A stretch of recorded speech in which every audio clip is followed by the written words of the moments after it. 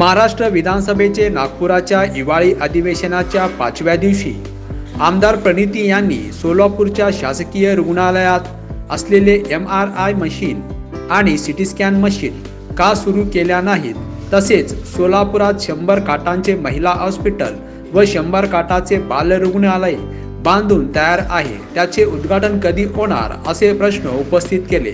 तसेच civil hospital येथे औषधांची व्यवस्था करावी अशी मागणी केली आणि तसेच पोलीस भरती प्रतीक्षा यादीतील उमेदवारांना लवकरात लवकर नियुक्ती द्यावी, तसेच नवीन पोलीस भरतीसाठी जाहिराती काढावी अशी मागणी माननीय मुख्यमंत्री साहेब यांच्याकडे केली आहे। सत्यविजय न्यूज संपादक मल्लय्या स्वामी। उमेदवार आहेत त्या सगळ्यांची मेडिकल पण झालंय, पण अजून त्यांना नियुक्ती बाबतीत काही आदेश मिळाले नाही आहेत। जवळजवळ 3000 पदं रिक्त आहेत, तर शासनाने लवकरात लवकर जे प्रतीक्षा यादीमधले जे उमेदवार आहेत पोलीस भरतीचे त्यांची लवकरात लवकर नियुक्ती घ्यावी आणि नवीन जाहिरात देखील नवीन भरतीसाठी काढावी।